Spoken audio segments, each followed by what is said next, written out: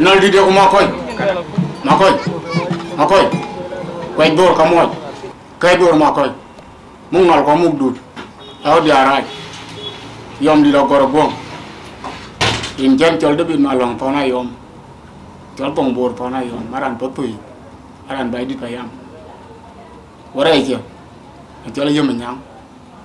chol merakil chol maul Piou warai chen goi chol mug dut nyar makoi angka nyar majak angka nyar jak nyar maror anje chol kumtung ira ne yo dele ka kumtung ka Thongbor makit nan ka nyar makoi en malong Thon Ayom ka warai je ira ne yo ban in Pathuyith nyo do na Piou ma kon dia kor Piou kor wumtung pa nin dik kor Piou pa nin dik tay doro abu Piou Amadi mani Pathuyith ni a chol bar denga ke te do ilo pe atiran denga ken kwande to jan jam Pathuyith cha jar nyal der ke teron golwel Pathuyith a charan dangin ke tono ka dil pe ma cho chin jor ba cho ngaro chin ba ko chin ngar bi man ke an bana kam ya dia kor Piou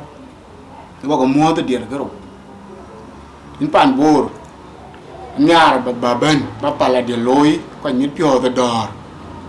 loy Amadi bor ban madeti ban bor ban payem gdia e gol kol nyang la gut lip to ban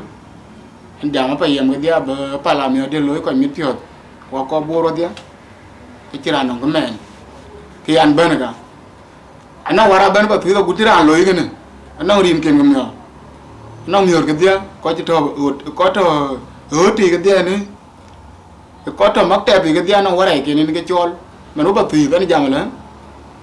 we bang ga ti we bang ga yut agura la mat ku pen ke ni o tawri bala der uru bu ai ba mi don ba lor manu we ta ko mo dan jam mo ta ko mo ku luai kai ba pin kan ben ju ba bele we Pathuyith dia ku luai ka manin bai dit ban ku luai pandu ka ko no bai din ma ko chuai bin ma tiang in tong in mai dem ina kwa ina kai ye bu mai ko no dia ko loy ga ne ko do na ga mi do na ko Piou penin doro penin di pai doro kan go mo to dia ko me loy ndol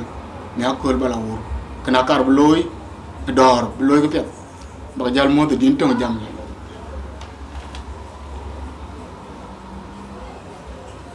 kër de ngay loy pet loy bidip makoi mare janyare nyunya yom kura chilai dang nom rubiel makondi da rob ka pen kerun jira kumtung be do lane makola kor bu mo naldi makoi mare janyare nyunya yom kura chilai dang nom rubiel makondi da rob ka pen kerun jira kumtung be do lane makola kor bu mo rendi akwa bua joka yom ko do lane denga Jordan denner dengda tonga kere mi gare mba ori wana yonga goda gonga wara bor cha Jordan denner bla dengda tonga kere mi gare mba ori wana yonga goda gonga wara bor cha Jordan denner bla makoi mare janyare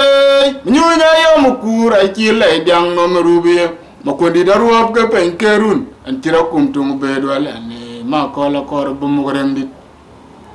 akwa bua joka yom ko do lane denga Jordan denner dengda tonga kera mi gare mba ori wana yonga goda gonga wara dor cha Jordan denner bla dengda tonga kera mi gare mba ori wana yonga goda gonga wara dor cha Jordan denner bla more janya dia majaga no machare joteji nyunyu ton wa chanyang ror makoya ne nom jadiang bora lam ya dur more janya dia majaga no machare joteji nyunyu ton wa chanyang ror makoya ne nom jadiang bora lam ya dur balenya na maria bor wan chikan bor ya lege nya na oi ton na ne nom diang bor wan chibon bor por Yom di dia mara lai dia una ko ke chota mugdu te tungai kunalit. Mara tiar ko to ke tung pi mar ton tungai jir ma una ko ka biar di da jode nam nalai. Yom di dia mara lai dia una ko ke chota mugdu te tungai kunalit. Mara tiar ko to ke tung pi mar ton tungai jir ma una ko ka biar di da jode nam nalai. Ne una biar ko ta jor ga una tia ga chang yer jom yom di dia cha ko una ban ta jor. Hello, wong na yu nyar wa Pathuyith mokwendi dia unda wa jong ayu alan je boy ro ke dia boy akor bi nin pen kor ba jot more ga kwa dalan na len me yom di dia an kor baru more ga ngora lan na len me yom di dia mung nal mara mung nal makala mugdut ma jaw nong nal yom di dia mugdut mara mung nal yom di dia mung nal buro makoi anal di dia ko makoi gwai dor kamoy kay dor makoi yom di da Ajakguong aw di arai way dor kamoy mung nal ko mugdut aw ku dor atoy min ay jam mo Pathuyith jam mo pan bor